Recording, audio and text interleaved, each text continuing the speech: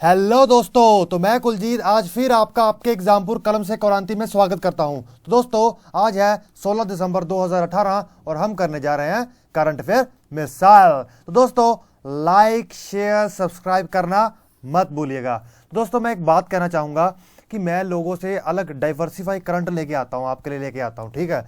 और आप कम से कम 3,000 लोग मिनिमम तो ऐसे हैं जो देख रहे हैं। कम से कम आप लोग तो लाइक कर ही सकते हो ना, एक क्लिक ही तो करना है ना। तो मैं आप उम्मीद रखता हूं कि अगर जितने लोग आज व्यूज देखेंगे, जितने भी लोग आज देखेंगे, उतने लोग लाइक कर देंगे। जितने 3,000 व्यूज होते हैं, कम से कम 3,000 लोग तो लाइक कर दिया करो, ताकि आप ही का प्लेटफॉर्म बढ़ेगा। तो फ्रेंड्स, अब हम चलते हैं आगे। तो आपको दिया गया था question of the day, climate change performance index में इंडिया की रैंकिंग क्या आई है। दोस्तों, इंडिया की रैंकिंग आई है 11, तो इसका आंसर बनता है ए। और साथ ही साथ आपको बता दूं कि ये 2019 वाली रिपोर्ट का है, और 2019 वाली रिपोर्ट का, और 2018 में जो रिपोर्ट आई थी उसमें इंडिया की रैंकिंग थी 14। और आपको बता दूं कि इस बार की जो 2019 की क्लाइमेट चेंज परफॉर्मेंस इंडेक्स की रिपोर्ट आई है, उसमें पहला स्थान किसको मिला है? स्वीडन का है। और दोस्तों, आपको एक बात और भी दो चार बात बताऊंगा, जैसे कि सबसे पहला तो ये क्लाइमेट इंडेक्स पब्लिश किसके द्वारा किया जाता है? एक तो जर्मन वॉच ऑर्गेनाइजेशन, दूसरा न्यू क्लाइमेट इंस्टीट्यूट, और तीसरा क्लाइमेट एक्शन नेटवर्क यूरोप। और इसमें टोटल 56 कंट्रीज आती हैं, 56 कंट्री देश आते हैं, जो कि 90% global energy emission related to carbon dioxide से करते हैं, वो आती हैं। देख, और सबसे पहले इसने अपना इंडेक्स रिलीज 2005 में किया था। और इसका काम क्या है? कंट्रीज के एफर्ट्स को, जो एफर्ट्स हैं कॉम्बैट करती है, लड़ाई करती है क्लाइमेट चेंज से, उसको ट्रैक करता है। इसको क्या करता है? ट्रैक करता है। तो इसका एम क्या है? अब एम याद रखना बहुत जरूरी है।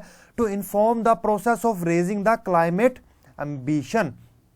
तो आपको मैंने काफी डीप और काफी डाइवर्सिफाई इंफॉर्मेशन देने की इसमें कोशिश की। आपको 15 का बताया, पहला स्वीडन है ये बताया, ठीक है।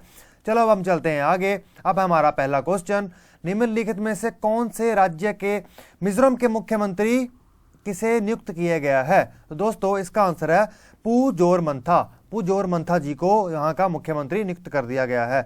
अब नियुक्ति की है तो किसने की है? गवर्नर शपथ दिलवाता है, तो गवर्नर का नाम है कुमानम मान राजेशेखरन, ये गवर्नर का नाम है। और उसके पहले मुख्यमंत्री थे मिजोरम के लाल थानवाला। चलो अब हम चलते हैं आगे। ये देखिए, ये है हमारे इस वक्त के मुख्यमंत्री जो बने हैं। और अब हम देख लें कि मिजोरम कहाँ है। ये देखिए, ये है मिजोरम। ये देखिए, आपको एक हल्की सी लाइन दिख रही ना मिजोरम की, ये मिजोरम है। और मिजोरम का बॉर्डर किससे लगता है देख लीजिए, एक तो म्यांमार से, इधर से बांग्लादेश से, ठीक है।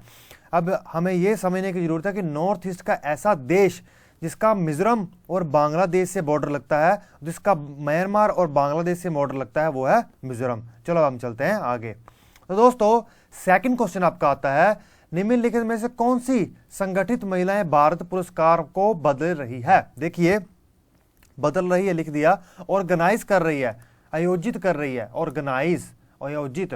देखिए मैं लिख देता हूं आयोजित किसने किया है? देखिए, वुमेन ट्रांसफॉर्मिंग इंडिया अवार्ड्स, ये कर रही है नीति आयोग। अब देखिए, ये वुमेन ट्रांसफॉर्मिंग इंडिया अवार्ड क्या है, हमें थोड़ा देखने की जरूरत है, तो देख लें थोड़ा। देखिए, सबसे पहले तो ये 3rd एडिशन हुआ है किसका? वुमेन ट्रांसफॉर्मिंग इंडिया अवार्ड का, ठीक है, जिसमें से 15 लोगों को चुना गया है, 15 वुमेन्स को, औरतों को चुना गया है ये देने के लिए, जो कि एंटरप्रेन्योर बननी है। तो दोस्तों, इसका थीम क्या रहा है इस बार? इसका थीम है women and entrepreneurship, women and entrepreneurship. और उसके साथ साथ उन्होंने जो उसका पोर्टल था, वुमेन एंटरप्रेन्योरशिप प्लेटफॉर्म, जिसके द्वारा लोगों वुमेन्स को एंटरप्रेन्योर बनने के लिए एनकरेज किया जाता है, उसको और भी अपग्रेड कर दिया गया है। अब उसकी वुमेन एंटरप्रेन्योरशिप प्लेटफॉर्म के बारे में इंफॉर्मेशन यहाँ दे रखी है, आप देख लीजिएगा। चलो हम चलते हैं आगे। तो which of the following court ban online sale of medicine. आपको पता होगा कि बहुत सारी वेबसाइट्स आ रही हैं, जैसे अमेजॉन, फ्लिपकार्ट जैसी वेबसाइट है जिसमें हम ऑनलाइन चीजें खरीद सकते हैं। लेकिन एक नई कंपनी आई थी, एक नई ई कॉमर्स कंपनी आई थी, जिसका जो कि इस पे आई थी ऑनलाइन मेडिसिन सेल करने के लिए, ठीक है। उसको अब बैन लगा दिया गया कोर्ट द्वारा, हाई कोर्ट द्वारा। वो कौन से हाई कोर्ट द्वारा लगाया गया है?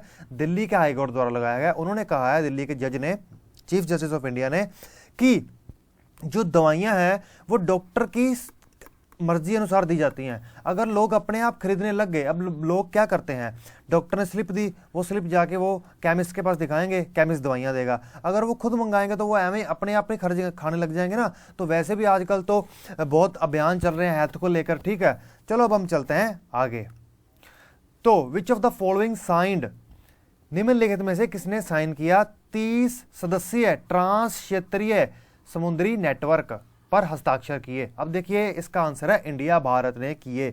इसका आंसर बनता है सी। अब हमें यह समझने की जरूरत है कि इंडिया ने 30 मेंबर की जो सदस्य वाला ग्रुप है ट्रांस रीजनल मैरीटाइम नेटवर्क, उसका सदस्य क्यों बने, उसका कारण क्या है। देखिए सबसे पहले तो ये सदस्यता बनी Indian naval headquarter, Italian naval headquarter में रोम इटली में, ठीक है, इटालियन नेवल हेडक्वार्टर में रोम इटली में।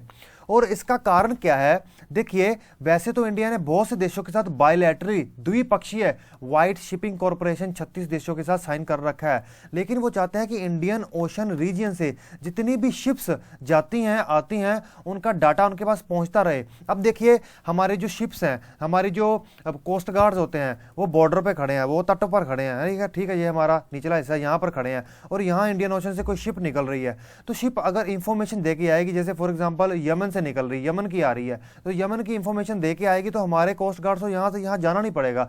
जो ऊपर भी कोस्ट गार्ड नजर रख रहे हैं प्लेन द्वारा, जो प्लेन द्वारा भी नजर रख रहे हैं वो भी कहेंगे हाँ कि ये उनकी दारी है, उनको बार बार चेक नहीं करना पड़ेगा।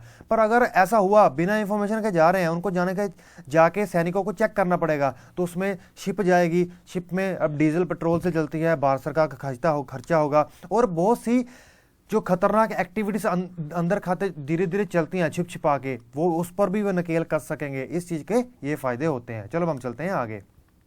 तो अब आता है which of the following state lead foundation stone, नींव पत्थर रखा किसका, उच्च ऊंचाई औषधिक संयंत्र संस्थान का, उच्च ऊंचाई institute of high altitude medicinal plant.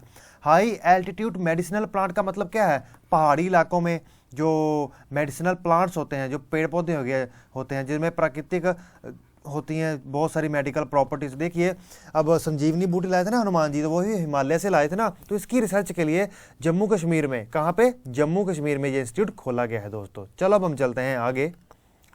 तो अब जम्मू कश्मीर की बात आई तो इसका एक अपना संविधान है, आर्टिकल 370 के अंतर्गत इनको अपना संविधान देने का अधिकार मिला है। अब उसकी जो गवर्नमेंट थी वो डिसोल्यूट हो गई है, पीडीपी और बीजेपी की गवर्नमेंट थी, अब दोबारा इलेक्शन हो सकते हैं। तो दोस्तों 6th क्वेश्चन आता है, हॉर्न ऑफ अफ्रीका, अफ्रीका का हॉर्न किस समुद्र से स्पर्श करता है, टच करता है। तो दोस्तों इसका आंसर है अरेबियन सी, मतलब ए, अरेबियन सी मतलब ए।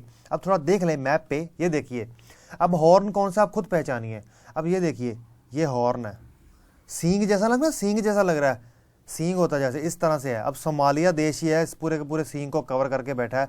अब इसको टच कर रहा है अरेबियन सी एक, दूसरा गल्फ ऑफ एडन टच कर रहा है, ये क्या है, रेड सी है, ठीक है। अगर कोई पूछ ले कि हॉर्न ऑफ अफ्रीका के साथ वाले एशिया के कौन से देश हैं, तो आप कहेंगे यमन, ओमान, ठीक है दोस्तों। चलो अब हम चलते हैं आगे। तो under which of the following, निम्नलिखित में से किस है राष्ट्रीय चिकित्सालय उपकरण प्रौद्योगिकी परिषद बनाया गया है, किसके अंतर्गत। देखिए national medical device promotion council.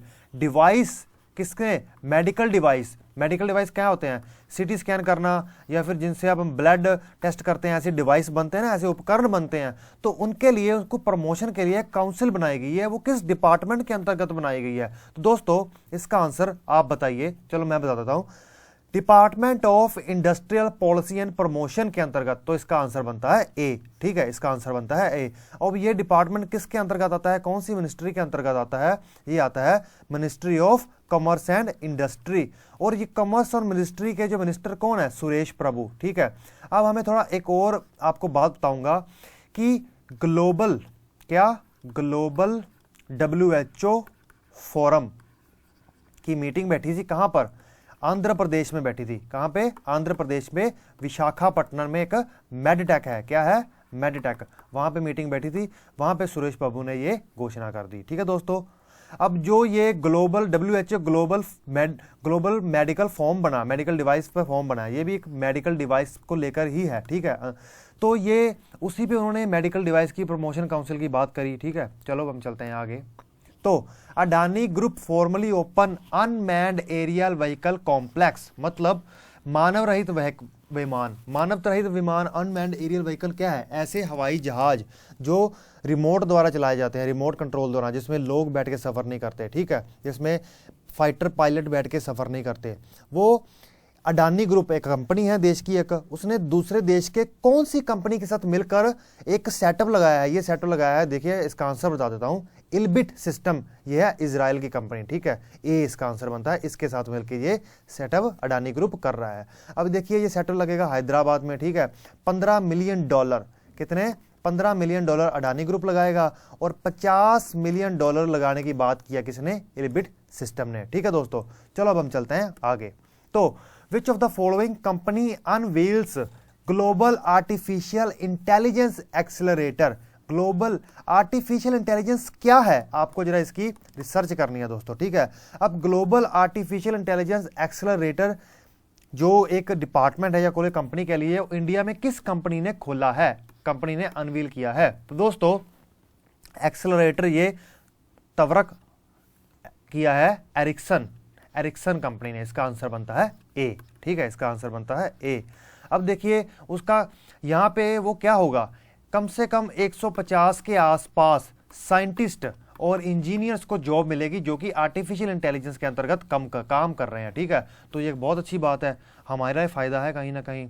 अब देखिए इसने यूएसए में भी अपने पैसे, अपना इन्वेस्टमेंट किया है। ठीक है, ये स्वीडन की कंपनी है आई थिंक। चलो, which of the following is name the 6th cyclone of 2018 north Indian ocean cyclone season, मतलब निम्नलिखित में से कौन सा 2018 उत्तर भारतीय महासागर चक्रवात के में से मौसम का छठा चक्रवात माना गया है। मतलब इसी 2008 के मौसम में कम से कम 6 चक्रवात आ चुके हैं, और जो छठा चक्रवात आया है उसका नाम पूछ रहा है। तो देखिए इसका आंसर है पेथाई। तो इसका आंसर बनता है डी। अब थोड़ा देख लें, अब इसकी डायरेक्शन वगैरह देख लें। ये देखिए ये चक्रवात यहाँ कहीं से शुरू हुआ बंगाल की खाड़ी में, बे ऑफ बंगाल में, वो इस तरह से आएगा। ये क्या है? फोरकास्ट है, घोष, मतलब वो कहते हैं ना भविष्यवाणी, एक तरह की एक अनुमान लगा के की जाती है। ठीक है, ये कौन सा है?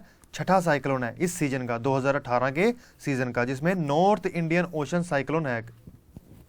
तो इसमें पहले जो 5 साइक्लोन आए उनके नाम देख लें। एक का नाम था सागर, दूसरे का नाम था मैकोनू, ठीक है, तीसरे का नाम था लुबोन, एक का नाम था तितली, एक का नाम था गाजा। गाजा और तितली में उड़ीसा और तमिलनाडु में बहुत उत्पाद मचा है, आपको पता ही है। चलो अब हम चलते हैं आगे। तो दोस्तों अब आता है question of the day. Mission for sustainable agriculture, टिकाऊ कृषि मिशन किस 5 ईयर प्लान में लॉन्च किया गया? किस 5 वर्षीय योजना में ये लॉन्च किया गया, ये अब आपको बताना है। और आपको साथ साथ इसका एम अगर बता सके तो भी ये बताना है, और कौन सी मंत्रालय के अंतर्गत आता है ये भी आपको बताना है दोस्तों। तो दोस्तों इसी के साथ मैं कहूंगा, जैसे कि मैंने पहले कहा, एग्जामपुर कलम से क्रांति में आने के लिए आपका थैंक्स। और मैं एक और बात कहूंगा कि देखिए जितने आप लाइव होते हैं, जितने देखते हैं, कम से कम उतने तो लाइक कर ही सकते हो ना यार। कम से कम मेहनत करके इतने क्वेश्चन दे रहा हूं मैं, आज एक्सपेक्ट करता हूं आपसे, उम्मीद रखता हूं कि आप 3000 लाइक्स तो कम से कम दे ही देंगे। चलो फ्रेंड्स, एग्जामपुर में आने वाली है थैंक्स, और अपनी इस वीडियो को ज़्यादा से ज़्यादा लोगों से शेयर करके कम से कम 30-40 हज़ार पर डे पर तो ले ही जाइए। Okay friends, bye.